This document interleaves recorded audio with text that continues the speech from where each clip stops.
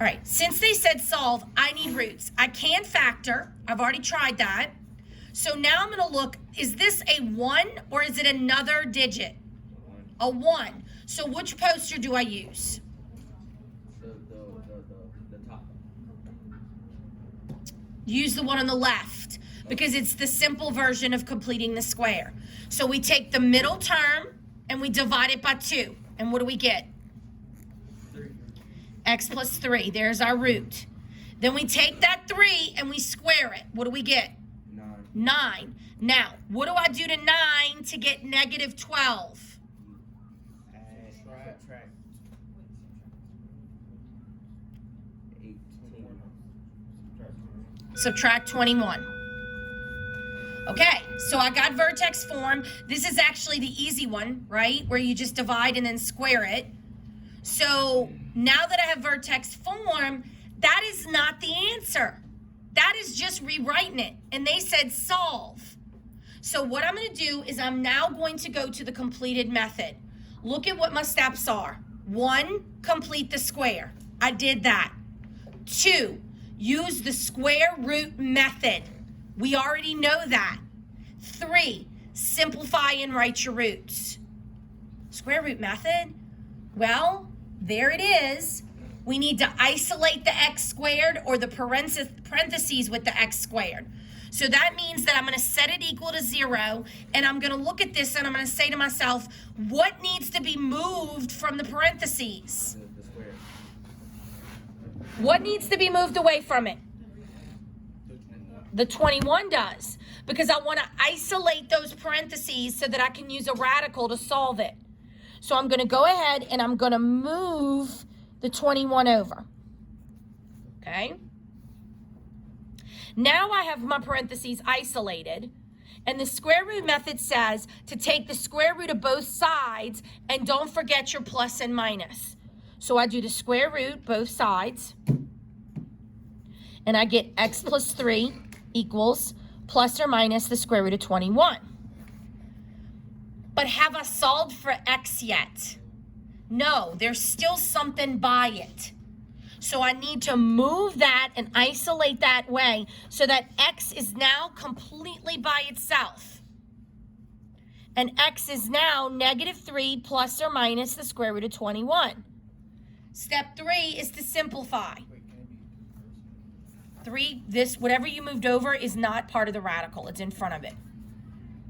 So now 21. 21 breaks in as 7 and 3. It does not reduce anymore. Those are prime. So my final answer is this. But that's not 2 roots. What are the 2 roots? Negative 3 plus the square root of 21 and negative 3 minus the square root of 21. This are my 2 roots. Now, if I asked you to graph it, you would need an actual point. So you would have to plug this in your calculator. So everybody right now plug it in. Negative 3 plus the square root of 21. Enter. 1.58257. That would be the point on the graph that you would put it. And it's okay that it's a decimal because this didn't factor. It's going to be a wacky number. It is an unfactorable quadratic. So you have to go through all the radicals and the decimals because it doesn't work out even. If it did, we'd have been done way before. Let's do another one. Turn the page. So here's the next example. Example 2. You get on your test, look what the instructions say. What does it say? Solve for x. What type of equation is it? A quadratic. If it's a quadratic and they ask me to solve it, what am I getting?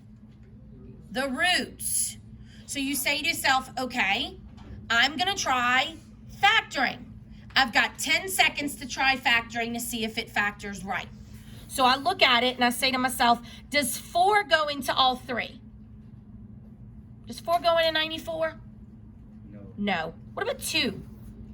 Yes. Okay, so we could GCF it. Let's try that.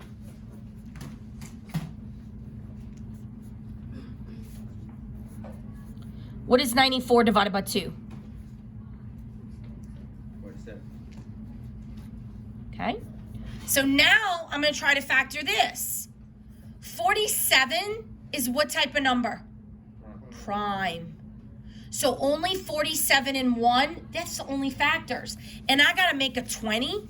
How am I going to do that? You can't. It is not factorable. So your 10 seconds are up. You have to complete the square or do the quadratic formula. They didn't tell me to, but I know that I have to because it's not factorable. So here we go. It's in standard form. Is the first leading coefficient 1 or another term number? Another term. So which poster do I use? Bottom. The bottom one, the one where I have to split the C and the A. So here I go. Go ahead and take the C out.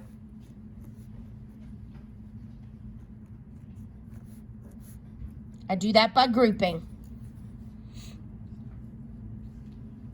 Now we're going to take the 4 out, which is the A.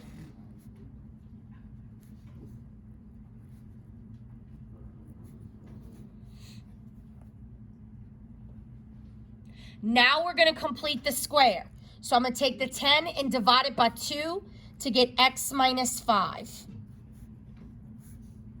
Every single time I'm rewriting. Now I'm going to balance it by taking the 5 and squaring it and subtracting that times the A.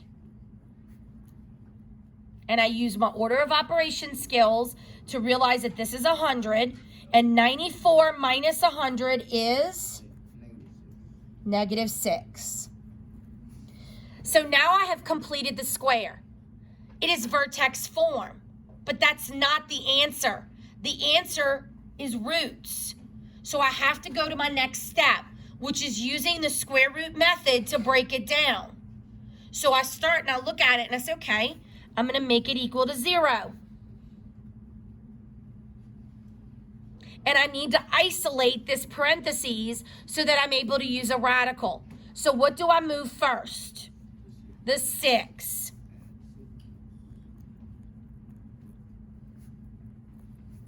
Now what do I move?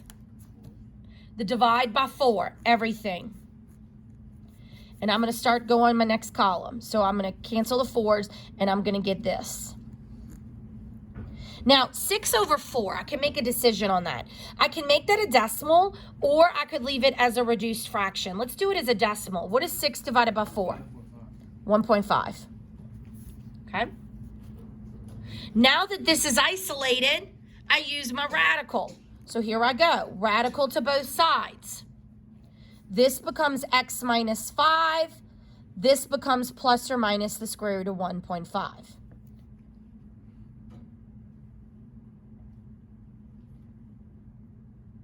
Still not x by itself. So I'm going to now move the 5 over. This does not get added into the radical. You can't add radicals, right? Unless they're radical to radical. They have to be the same. So it's going to just hang in the front. 5 plus or minus the square root of 1.5. Now, it says to simplify.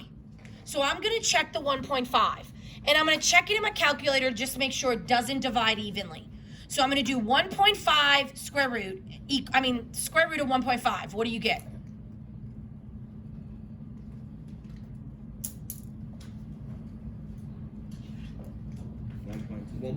Big old decimal, right? So that's simplified.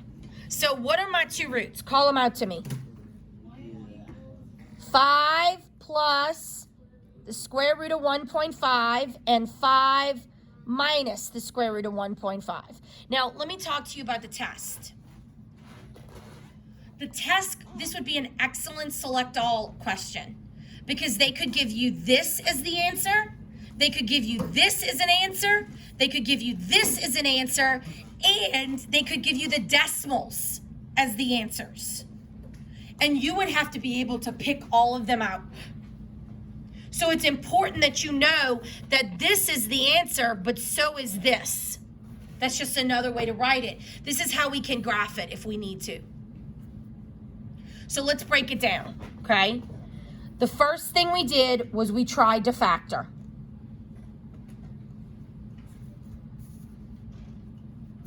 The next thing we did was we took out the C. Then we took out the A. Then we completed the square and we balanced.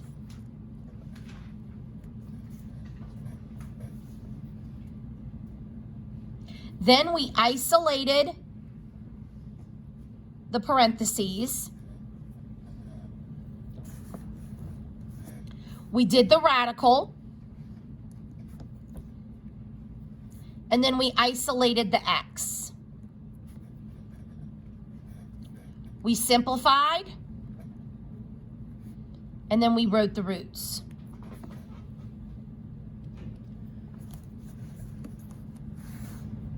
This is just 2 different lessons combined into one problem.